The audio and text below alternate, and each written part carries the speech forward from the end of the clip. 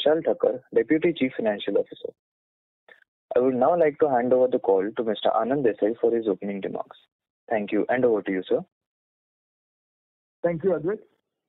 Good evening and welcome everyone to our Q3 and 9 months forward FY24 earnings call.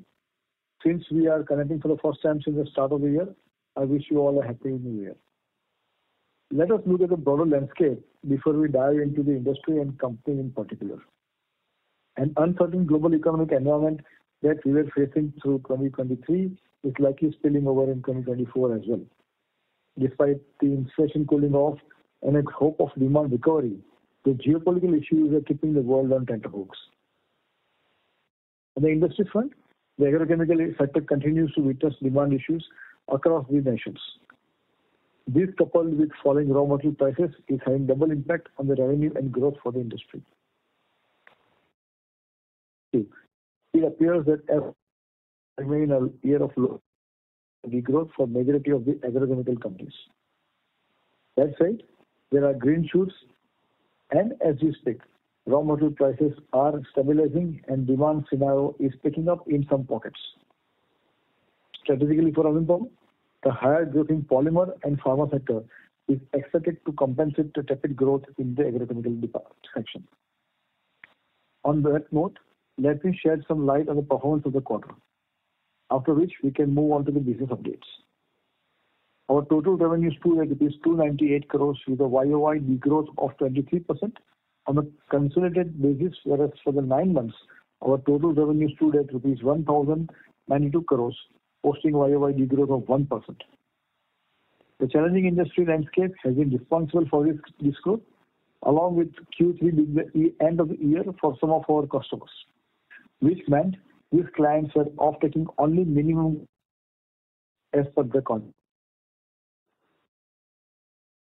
As we have pass-through model for the pricing, we have been able to maintain our EBITDA margins at 30.1% on a standalone basis, and for the quarter, and 27% on consolidated basis for the same period. Before I conclude, I would like to draw your attention to one of the most important initiatives at Anupam, and which is very close to my heart. As an organization, sustainability has been deep-rooted in our operations and thought processes. We have been striving to build long-term sustainability initiatives and integrate it in our business. On that front, I am pleased to report that Anupam Rasayan will be investing with 59 crores towards setting up a hybrid power plant of 9.6 megawatt. When I say hybrid, it's a combination of wind power and solar power. That is 5.6 megawatt of wind power and solar power will be 4 megawatts. This initiative will help us reduce our energy cost of approximately 15 crores per year. These investments in solar would now translate to electricity consumption for green energy in coming years. I firmly believe the industry will witness revival from H1 FY24 based on the LOIs and the contracts we have signed in 2022 and 23 and strong product pipeline which gives us a reasonable confidence for growth in FY25. Before Amit Bhai and Vishal Bhai discusses the financials in greater detail, I would like to call upon Gopal Bhai to share our business updates. Over to you, Gopal Bhai. Thank you, Anand Bhai. Hello and good evening, everyone. Welcome to our Q3 and 9 months FY24 earnings calls. I will quickly share key business updates and then hand over to the call to Amit Bhai to discuss financials. Starting with new products launched during the quarter in FY24, Q3 FY24, we commercialized 6 new molecules, 4 of which are in progression series, and the remaining 2 are from signed LOI and contracts. In 9 months FY24, we have launched in total 11 new molecules, all of which will ramp up gradually in FY25 and FY26, resulting in a positive impact on our revenue in coming years, as highlighted by Anand Bhai earlier in his opening remarks. On the contracts and LOI side, I am pleased to share that during the quarter, we signed a letter of intent worth $61 million, that is INR 507 crores, for next 9 years. This is the one which is with a leading Japanese chemical company to supply new age polymer intermediate. As per the agreement, the supply will commence from 2024. This product will be manufactured in our existing as well as our new multi-purpose manufacturing facilities, and the molecule will be utilized as an intermediate for thermoplastic polymer, which finds its uses in structural materials in aerospace industries, semiconductor process material, electric and electronic devices, and high-performance industrial machineries. One of the key things to note here is that we are fully backward integrated for this molecule. This is in line with our strategy of expanding our polymer portfolio and deepening our presence in Japan. We've been able to expand our existing customer wallet as well as onboard a few new clients. With a market such as Japan that is complex and tough to crack, we have successfully made inroads over the last few years through our relentless R&D effort as well as investing in talent. To ensure better control, we have also incorporated a subsidiary in Japan, which showcases our focus towards these important geography. I firmly believe that our Japan business will see strong growth in the coming years and will likely to become a major business center for Anupam. I'm also proud to inform you that Anupam Rasayan won CII 3R Award for Best Industry Practices for Managing Our Own Waste. This award reinforces our belief that sustainability is not just a choice, but a business imperative. It highlights our commitment to environmental sustainability and responsible business practices. Over the past few years, we have worked tirelessly to implement innovative and effective waste management strategies, and the award validates this effort. With this, to take you through the financial highlights, I would like to hand over the call to our CFO. Over to you, Amit Bhai. Thank you, Gopal Bhai. Good evening, everyone, and thank you for joining us on the call. Let me take you through the financial highlights for the quarter, and then we'll hand over the call to Vishal Bhai to discuss these in depth. Before I get into financials, let me share an update on our recent fundraise. During the quarter, the company issued shares worth rupees 180 crores and warrant worth 370 crores to promoter and institutional investor respectively. The company has already received rupees 272 crores through equity issuance and first tranche of warrants. Of these, we have already utilized rupees 198 crores towards debt repayment till date. We have a sharp focus on deleveraging the balance sheet with an ambitious target of being long-term debt-free company over the next 18 months. Coming to capex for 9 months, we have incurred rupees 381 crores out of the rupees 670 crores capex announced. The balance capex will be incurred in next 2 quarters as per plan. At the end of Q3FY24, cash and cash equivalents on the books as of 31st December 2023 stood at rupees 577 crores, which is sufficient enough for the planned capex. With this, I hand over the floor to our Deputy CFO, Vishal Bhai, who will take you through the financials in detail. Thank you, Amit Bhai. Hello and good evening, everyone. Thank you for joining us here today. I would like to share some key performance highlights for the quarter and 9 months ended 31st December 2023, and then we'll open the floor for question and answer session. Before I proceed, I hope you all have had a chance to go through the detailed presentation and the results submitted to the exchanges and also uploaded on our website. Kindly note, our numbers for the quarter are on consolidated basis, and they also include 10-pack numbers. Let me first discuss the consolidated financial highlights for the quarter ended September 30th, 2023.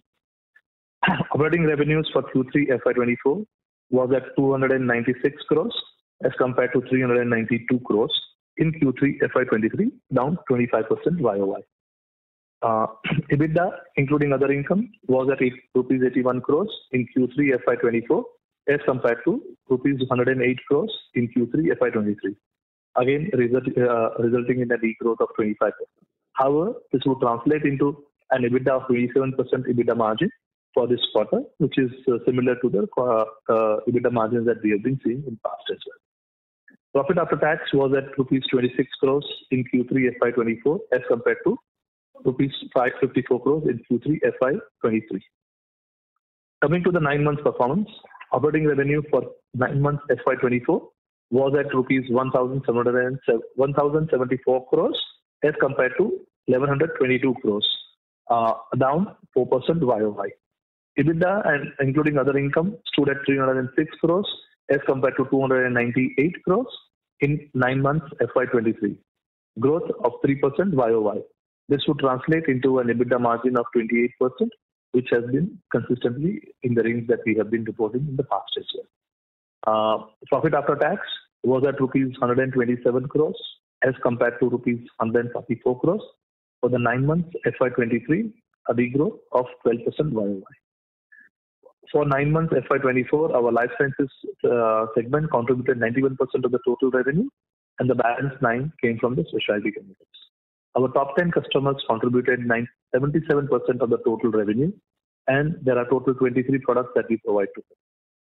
With that, we'll open the floor for Q&A. Thank you. Thank you very much. We will now begin the question and answer session. Anyone who wishes to ask a question may press star and 1 on the touchtone telephone. If you wish to remove yourself from the question queue, you may press star and 2. Participants are requested to use handsets while asking a question. Ladies and gentlemen, we will wait for a moment while the question queue assembles.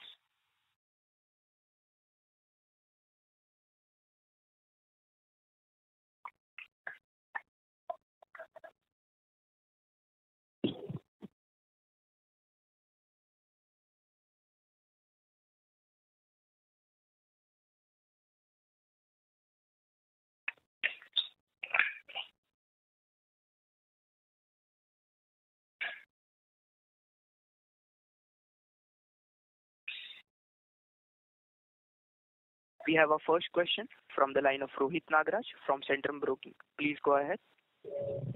Yeah, thanks for the opportunity and good evening, everyone. So my first question is from the LOIs and from customers' perspective.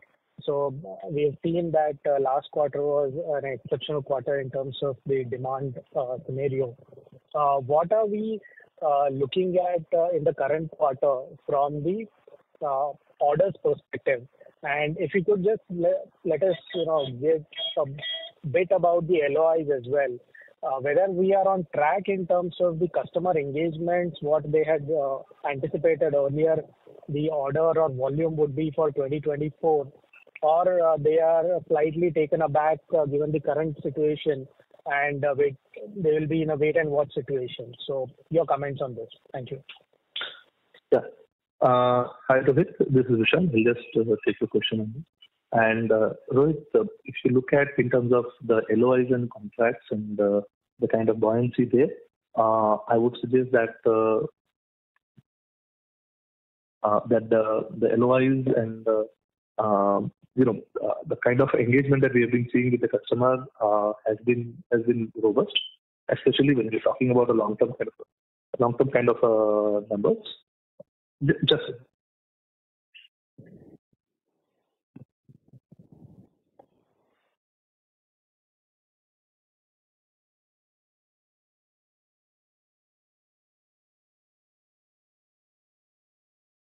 તમે જે વ્યક્તિ સાથે વાત કરી રહ્યા છો એમને તમારા કોલને હોલ્ડ પર રાખ્યો છે.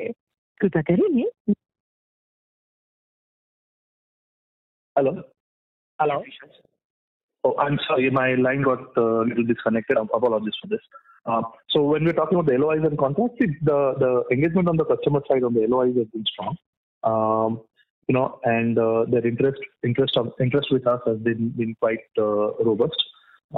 If you look at that, that's also the reflection. If you see in terms of this quarter also, the quarter went by.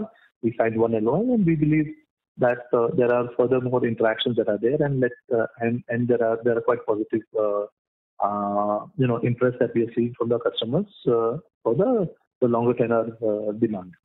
Now coming to the shorter tenor demand, the shorter tenor demand is basically, as we had mentioned, and as you are also aware, that the markets have been pretty subdued for this quarter and the next, and we see that the next quarter will be also pretty subdued. So I think the question that if you're asking on the demand side, short term for this quarter, next quarter, we may see a little bit of a tepidness, but going forward from the H1 2025, we should be able to see that the revenue should start coming up.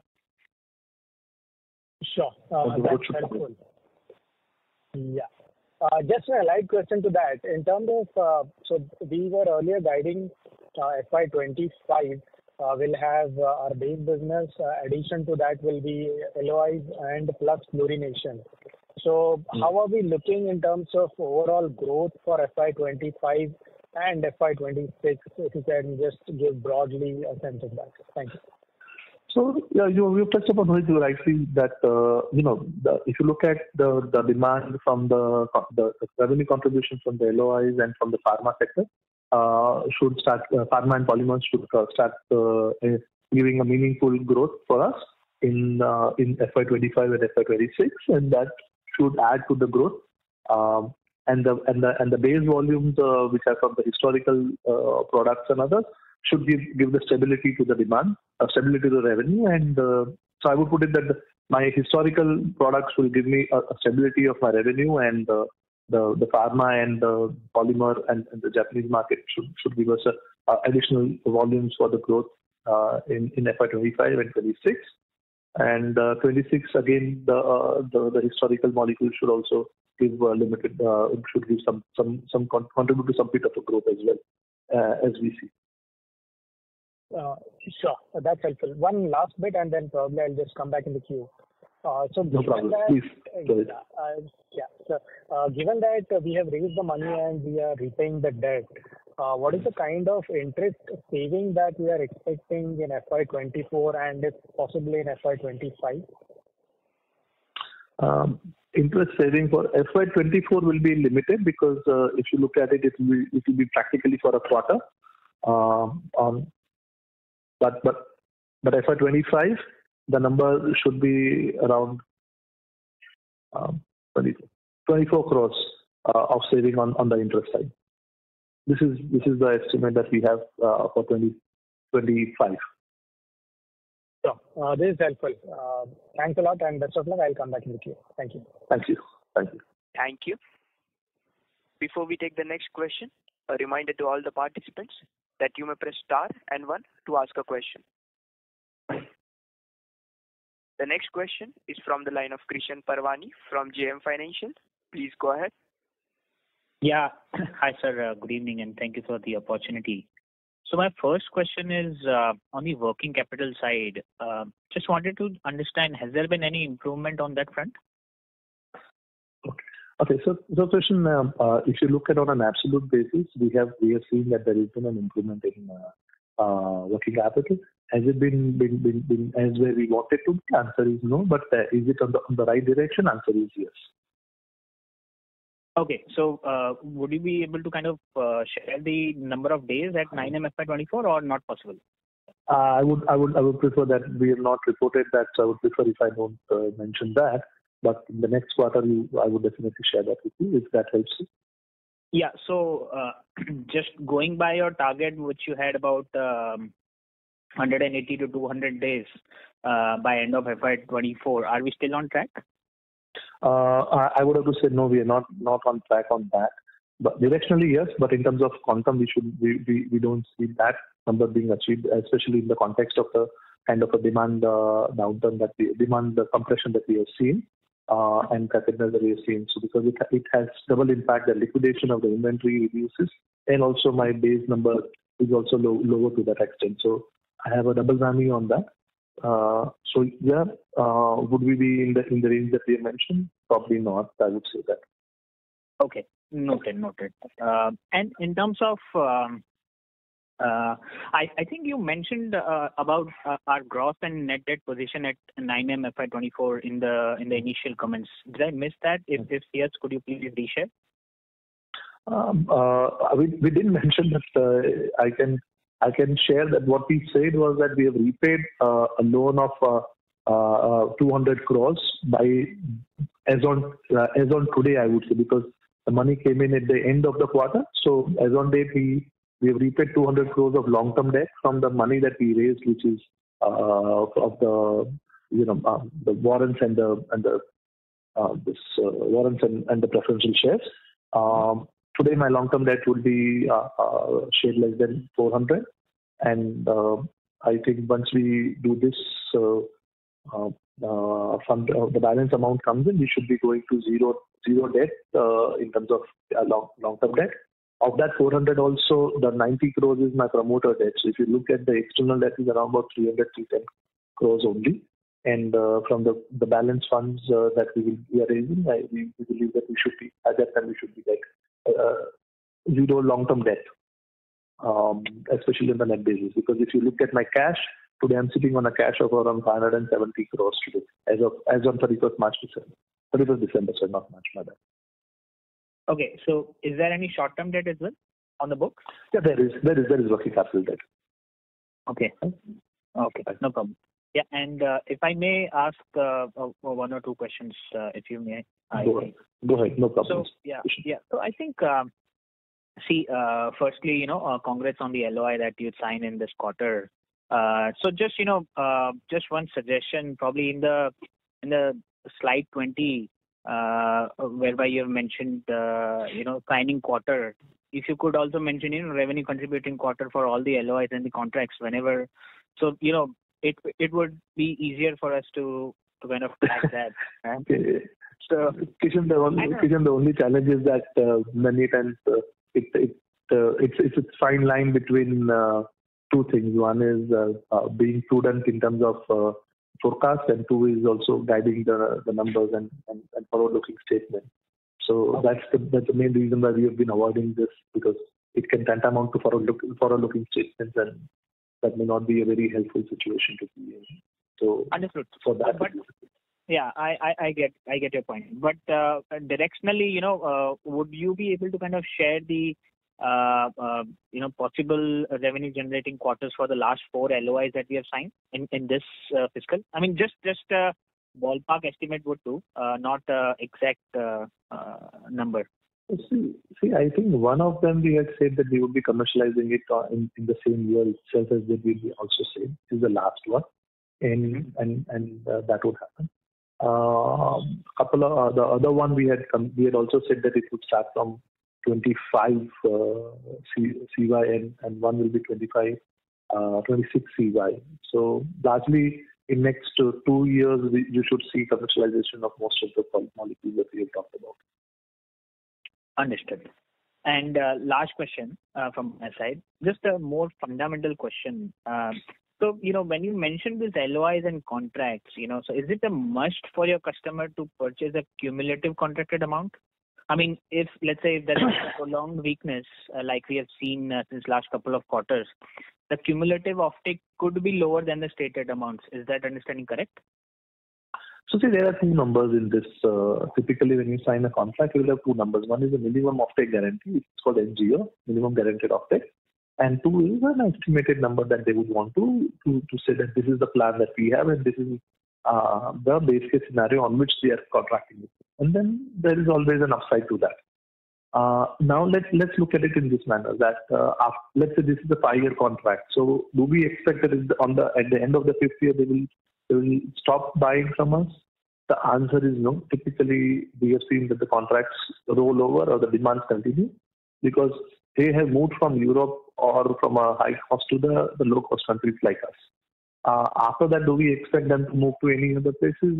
I do not see that as a big possibility. No doubt there is always a possibility because they're contracted for 5 and they can, but historically we have not seen them doing that. And there is a logical reason to it also. Because we as long as we don't make a big mistake, they would continue to roll over the contracts. So the question that you are asking is that would you really, that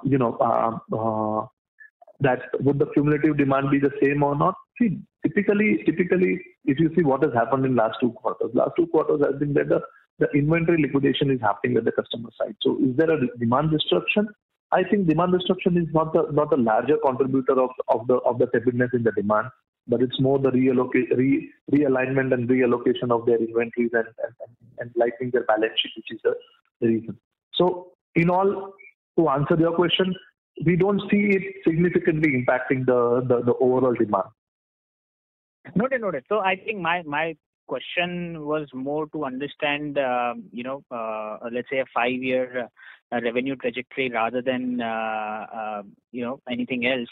I know that you have been rolling forward a lot of products since the inception of the company. So that point is very clear. It was just to understand, let's say, standing here, what is the growth outlook for the next 5 years? So that was the reason for understanding. But yeah, I think it is very, very clear.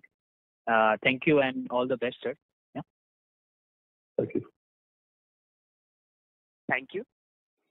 A reminder to all the participants, you may press star and 1 to ask a question. The next question is from the line of S. Ramesh from Nirmal Bang Equities. Please go ahead. Thank you and good evening. So I just had a few questions on the numbers and then some thoughts on the business. So can you split the 26% decline in standalone revenue into volume and price? So this is largely driven by the volume rather than the price. Price has been pretty much stable to my mind. So if there is any contribution, it's not anything significant in terms of price. I think the large part of the thing is on the volume side. And what is the share of exports and contract revenue in 3Q? So exports is around about 55 to 56% of for the quarter, and balance is domestic. Largely, all the demand is, as we said, that part of our demand is more contracted in nature. Okay. So if it's all contract revenue, contract and contract equivalent. Huh? So because there are some ones where we don't have a contract, but we are rolling demand continuing for last so many years. So that's also. Yeah, understood. So in the context of the customers deferring their purchase because of their issues in terms of liquidating inventory, is there a possibility of you getting these volumes delivered say subsequently in FY25, or is that something which is pretty much lost business? How does it work in your contracts for LOI is equivalent? See, so that's what we think. The minimum, definitely we will get it. And even if you look at it this quarter also, they did pick up the minimum volumes, right? So that will happen. The upside, and if you're asking for the delta on this, typically, our sense is that this is more liquid inventory movement and not too much on the demand side. So if it is inventory movement, as and when they stock up the inventory back, they can. But if they continue to run with this same level of inventory, then you will see that demand doesn't come to us. Still, the demand that inventory is stocked up to the level which they were carrying earlier. But other than that, we don't see too much demand going off the expectations. Okay. So if you were to map your capex and the booking of revenue against your LOIs and contracts due for delivery say over 24, 25, 26, how much of that whatever the customers are expected to take delivery of in terms of new contracts is possible to be delivered from existing assets not part of the capex, and how much of that has to wait until the capex is completed, and when does that capex get completed and do those assets start commercial operation? So first thing is, if you look at my capex, we had undertaken a plan for 670 crores of capex. We have done capex of 381 crores. We did around 150 crores of capex in this quarter, so the quarter that went by. And we believe that in next 2 quarters, we should be able to do the majority of the capex that has been planned out. So one plant we should be able to get operational this quarter, and the other 2 in subsequent quarters. So if you look at it, we will have enough capacity for us to grow for next 2 to 3 years. We don't see that capacity being a constraint for our demand, for servicing our demand from here on. So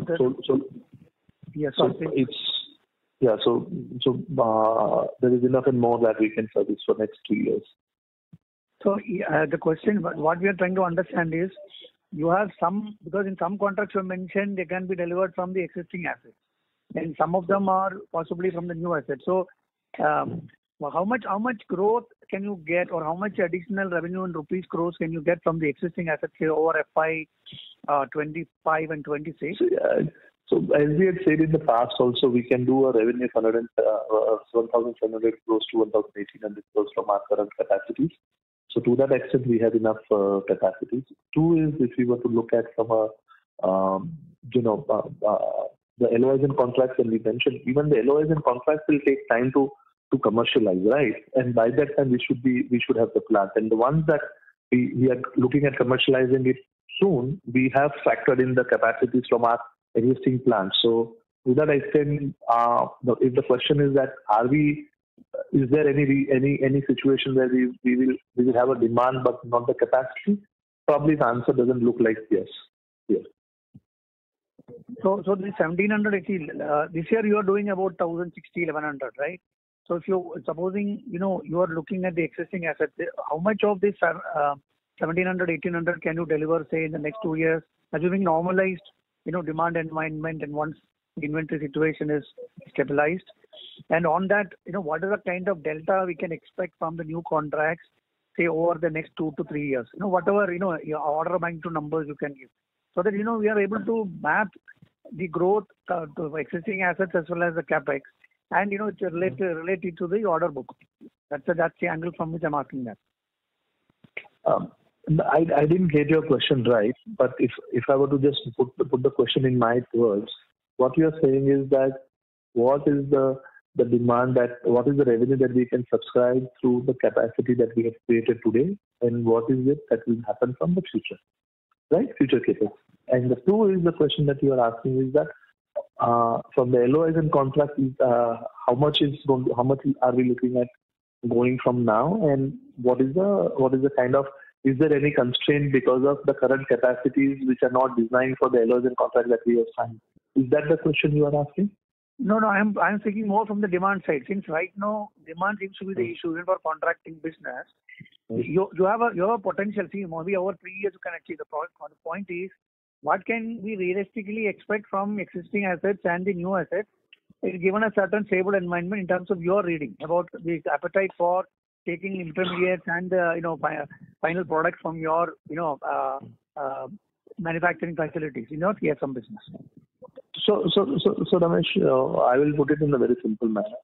That my demand growth we expect from next year onwards to be reasonably strong, and from 2025 onwards we should be able to see a reasonably strong demand growth, and that should continue for the next 2 to 3 years. Looking at the kind of the order pipeline and the product launches that we have. If you look at the orders, the number of products that we have commercialized in this 9 months is 11 products that we have commercialized, and these itself have a reasonable market size, a reasonable demand size. And if I add to that the products that we are expected to launch in next 12 to 18 months, we see that there is enough that we can look at from the growth. This is 1 year where you will see that there is an exception in terms of the growth, but going forward from 25 onwards, you will see that the growth will be robust. Yeah, so that comes to the final thought process. What is the short-term debt on your books, and on the incremental business you can do over the next 2 to 3 years? What will be the kind of net working capital days you will aim at? Because right now that seems to be the challenge for you, right? So because that has a definite impact on the additional cash you need to raise. So if you can throw some light on your thoughts on what will be the incremental net working capital, and what is the current short-term debt on your books? So Ramesh, let me answer it in a very different manner, and because this is not the quarter where we are releasing the balance sheet, so I'll try and be a bit more cautious on the numbers that I speak of. But let me give you one or two items. Is that, do I need significant external capital for my current growth? Answer is no. In fact, we are repaying the debts. Okay, so that's one part of the question. Now the second part of the question is that coming from the working capital side, yes, working capital has been a bit more sticky than what we had anticipated and planned for. For the management, this is one of the topmost focus area for the management to optimize and be more focused on this parameter for us. However, the moment we see that the cycles start moving, which is where we see that in the next year we should be able to see the cycles moving, we should be able to see that the trajectory that we had been envisaging and the trajectory of the working capital that we have been focusing on should be playing out. It has been slower in this year, unlike what we had anticipated, but the focus is significantly strong on this parameter of the business. Thank you. I'll join the queue. Thank you, and wish you all the best. Thank you. Thank you. A reminder to all the participants, you may press star and 1 to ask a question. The next question is from the line of Madhav Marda from Fidelity International. Please go ahead. Hi, good evening. Thank you so much for your time. A couple of questions. First one, basically for our agro portfolio, where are we in the destocking cycle? Because as we understand, the impact really varies by the portfolio that each of the companies has. So from our portfolio perspective, do you expect the destocking to end largely by Q4, or do you think this impact could extend into Q1? That is my first question. So Madhav, the way we are seeing it right now, I think what you rightly said is that Q4 maybe the end of the destocking period. I would say we anticipate that the stabilization of the demand should start from Q1 FY24-25, and it should only consolidate as we go further. Okay. And I think you spoke about some newer portfolio coming from the pharma and the polymer side. So could you give some sense in terms of how big these opportunities can be? And if you could just share any broad, how much of a growth can these contribute in FY25 for us? And how many molecules are these across how many customers? Whatever color you can share will be very helpful. And are the margins better here, or are they similar or lower compared to our existing business? So let me say that, so Madhav, I'll take it into 2 or 3 parts. Pharma and fluoro will be the segment which should contribute to a significant part of our next year's growth. And the size of that is reasonably large, but I would tend to be cautious on the numbers when I speak in terms of, because it's a forward-looking number, so I would try to be avoiding that. But you can say that the pharma should get into double-digit contribution, and so would polymer be in the 15 to 20% range that they should be contributing to. Polymer and other specialties should contribute around the 15 to 20% of my portfolio in the next year, and pharma should also be in the double-digit, maybe in the higher teens or above, higher teens that we should be seeing or above. So that's from the pharma side, and if I were to say it. The second is on the margin side. See, these are all products which we are doing as an import substitution, and 2 is we are not into the API side of the play, or N-1, N-2 play. We are more on the KSM side of the play in the pharma side, where the competition intensity is pretty limited there, because these are all imported from the other geographies, and hence we have a strong ability to have a reasonable margins that we can expect from that. Second, also I'll say from a strategy point of view, if you look at it, these are all products which we are largely vertically integrated. 1, 2, these are the products where a 2 step before the product may be also getting into agro side of the business. 1 step down, it will be also going into the polymer side of the business. So if you look at it, that helps us in 2-3 ways. That my backward integration is stronger, and 2 is my volumes are reasonably larger compared to the typical pharma manufacturing volumes that we see. And based on that, along with my technical capabilities and my process optimization, there is a strong ability to have a similar margins that we are seeing in our agro portfolio. And polymer generally is a segment where, because again we are getting into performance polymers and more value-added polymers, where typically the ability to generate margins is pretty robust here. So if you look at it from a margin point of view, we feel pretty confident. If you look at it from a portfolio contribution side, pharma and polymer should start contributing. So polymer anyways contributes, so polymer and other specialty contributes double digit, but it should be in the higher teens, and so should pharma be getting into that kind of a range, is what I would say. Okay, understood. So is it fair to say that as we look at FY25, we are more positive on the non-agro portfolio, which is pharma and polymers, to do the heavy lifting for growth for us for FY25, and agro will be also growing, but the heavy lifting is done by the other 2. Is that the right way to think as we stand today? Yeah. As of now, that's how we are seeing it as of now. Not that I'm saying agro will have a negative, but basically heavy lifting will come from three parts. 1 is pharma, polymer, and LOIs and contracts that we have signed, which will also ramp up and contribute to the growth. Okay, got it. Got it. Understood. Okay, thank you very much. Thank you. Thank you. The next question is from the line of Ankur Periwal from Axis Capital. Please go ahead. Yeah, hi sir. Thanks for the opportunity and apologies for joining the call late. So there could be some questions which may be a repetition. First question on the product launches, the molecule launch. Year on year, we are seeing an improvement here in terms of number of product launches. Just want to understand the timelines of revenue ramp up here. How much time for a typical product approval and by when we should see a revenue uptick given the inventory situation that we are in? So product launches, yes, that is something which is happening well. And that is leading to a good volume. As I was mentioning to even the previous questions, it has started contributing, and we believe that this should add the large part of my growth would come from these products. But Ankur, if you can,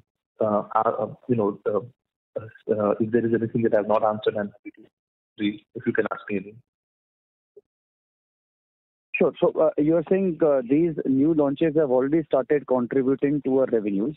If you can share maybe on a 9-monthly basis, what is the revenue share from the new launches, maybe the products which we had launched over the last 2 years, 1 or 2 years, what will be the share right now from them?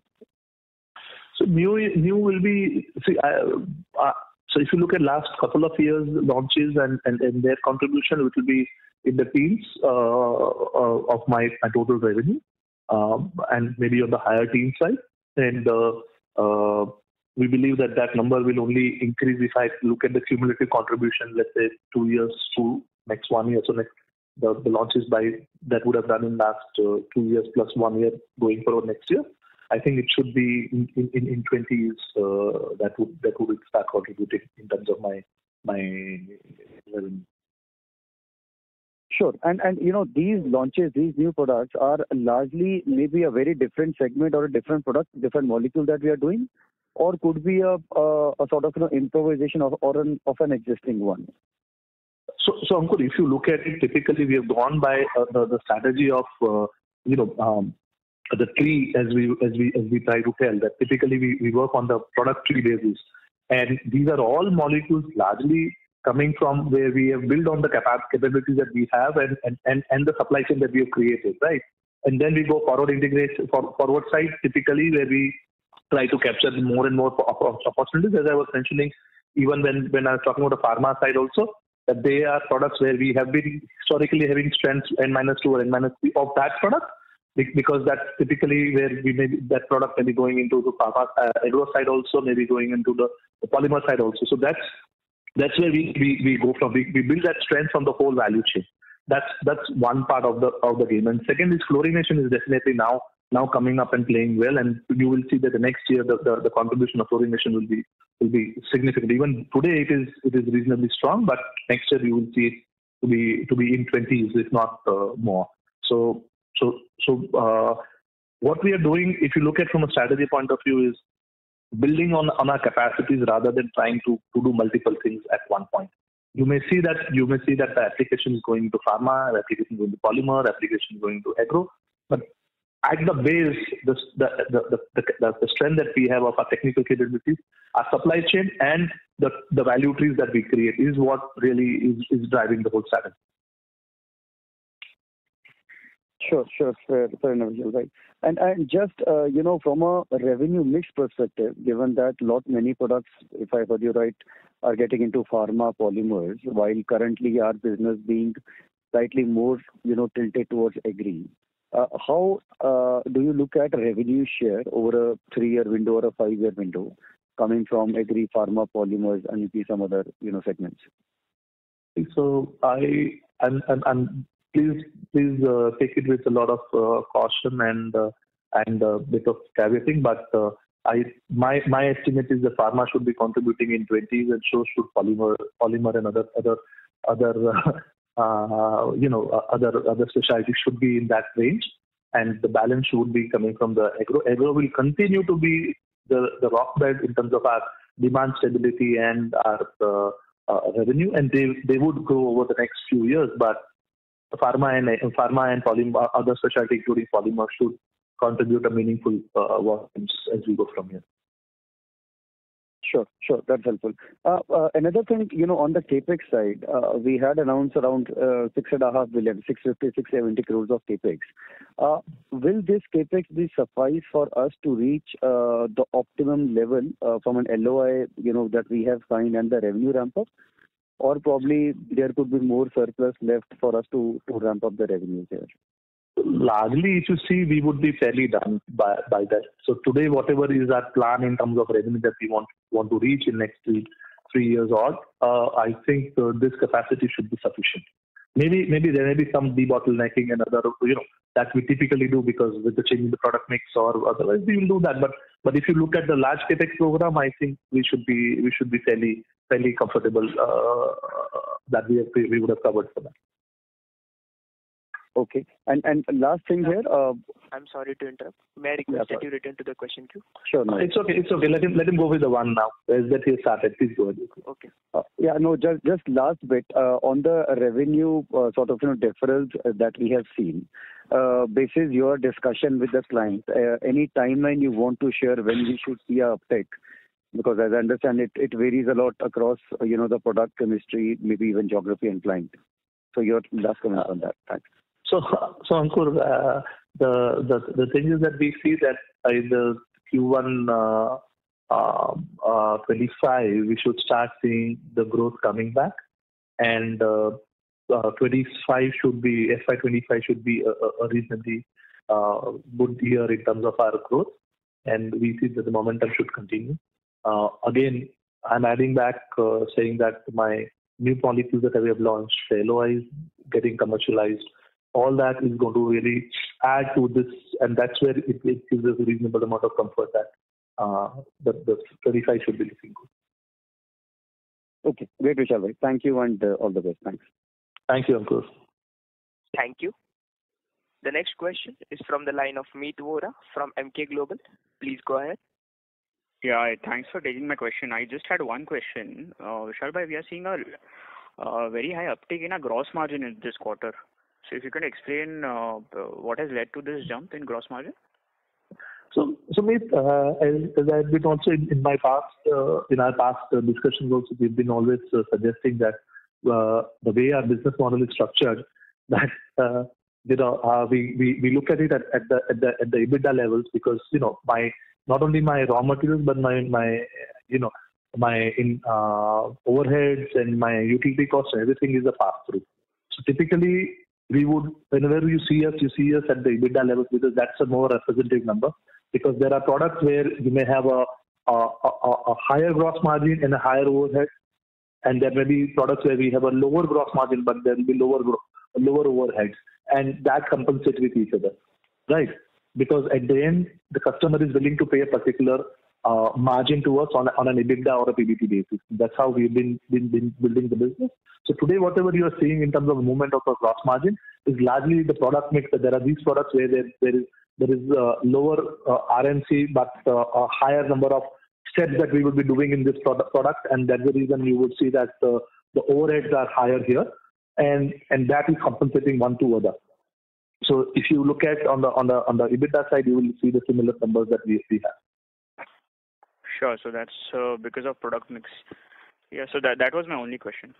Thanks and best of luck. Thank you. Thank you. Thank you. The next question is from the line of Rohit Nagraj from Centrum Broking. Please go ahead. Yeah. Thanks for the follow-up. Just two questions. One is in terms of our capex guidance. So how would the capex stack up in 24, 25 and FY26? So capex, as I said, the large capex will be done. 670 should be completed by in next 2 quarters. So let's say by the first half of FY25, we should be done with the 670 crores of capex. And then it will be more a maintenance capex or a more that kind of capex that you would see for the year till now, because we have not done anything further for me to guide on any capex for now. If there are any, I will come back to you in the subsequent quarters. Sure. This is helpful. Second question is, you just now, gave direction on how FY25 will look like. So is it that FY26 should see a quantum jump in terms of our performance, given that most of the LOIs and the newer contracts will come into fruition? Along with that, the fluorination piece will also be operational and functional. So could there be a step jump which can be expected from FY26 perspective? Thank you. So Rohit, first a little lighter vein. I would love that whatever you say comes true in terms of yes. See that's also, if you see all the factors are playing there. The question is that the timing and the stuff. So right now I would not want to crystal gaze on the 26 in that specific manner. But what you're saying looks to me also the driver for the demand for the growth here, because there are multiple vectors which are coming together for us on the growth side. So I see you, but right now I don't want to put a number to it. But yes, I am also very very bullish on those parameters. Sure. This is helpful, and thanks a lot. Best of luck. Thank you. Thank you. Due to time constraint, that was the last question for today. I would now like to hand the conference over to the management for closing comments. Thank you, and over to you, sir. Thank you all for joining us today on the call. I hope we have been able to answer all your questions. If we have missed out on any question specifically, or if you have any further queries, please reach out to our IR partner EY, and we'll be able to get back to you offline. Thank you very much, and have a good day. Cheers. On behalf of Anupam Rasayan India Limited, that concludes this conference.